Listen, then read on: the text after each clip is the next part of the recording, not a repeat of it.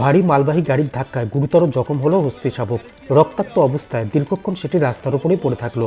ঘটনাটি ঘটেছে বৃহস্পতিবার ভোররাতে ফুলবাড়ি গজলডোবা ক্যানাল রোডে মান্তাদারির গেট বাজার সংলগ্ন এলাকায়। গুরুতর আহত শাবকটিকে উদ্ধার করে চিকিৎসার জন্য শিলিগুড়ির বেঙ্গল সাফারিতে নিয়ে যাওয়া হলেও সেটির অবস্থা অত্যন্ত সংকটজনক বলে জানা গিয়েছে। বৃহস্পতিবার রাত 3টে নাগাদ দুর্ঘটনাটি ঘটেছে বলে জানা গিয়েছে। ভোরে রাস্তার উপর রক্তাক্ত অবস্থায় শাবকটিকে পড়ে থাকতে দেখেন স্থানীয়রা। তাদের থেকে খবর পেয়ে বন দপ্তরের মান্তাদারি বিট অফিসের বনকর্মীরা ঘটনাস্থলে পৌঁছান। তারা একটি পিকআপ গাড়িতে শাবকটিকে তুলে চিকিৎসার জন্য বেঙ্গল সাফারিতে নিয়ে যান। ফুলবাড়ি গজলডোবা ক্যানাল রোডে গেট বাজার থেকে গজলডোবা পর্যন্ত দুদিকে রয়েছে গভীর জঙ্গল। রাত হলেই এই রাস্তা বালিপাথর বোঝাই বড় বড় ডাম্পার ও ট্রাকের দখলে চলে যায়। দ্রুত গতিতে চলা ওভারলোডিং এই গাড়িগুলির কোনো একটির সাথেই হস্তি শাবকটির ধাক্কা লেগে থাকতে পারে বলে মনে করা হচ্ছে।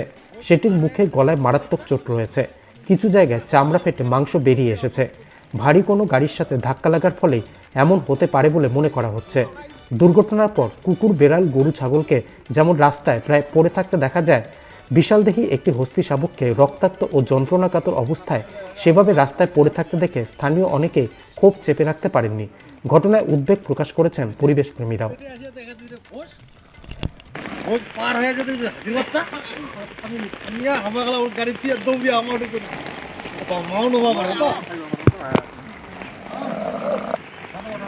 তারপরে ফোন করে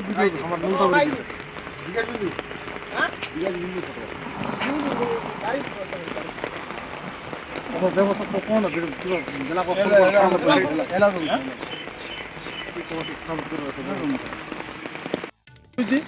এটা আসিয়া দেখা দুইটা ঘোষ পার হয়ে যেতে বাচ্চা আমার গাড়ি দিয়ে দৌড়িয়ে আমার মাউন্ট হওয়া বাংলার টাইমস অফ নর্থ.in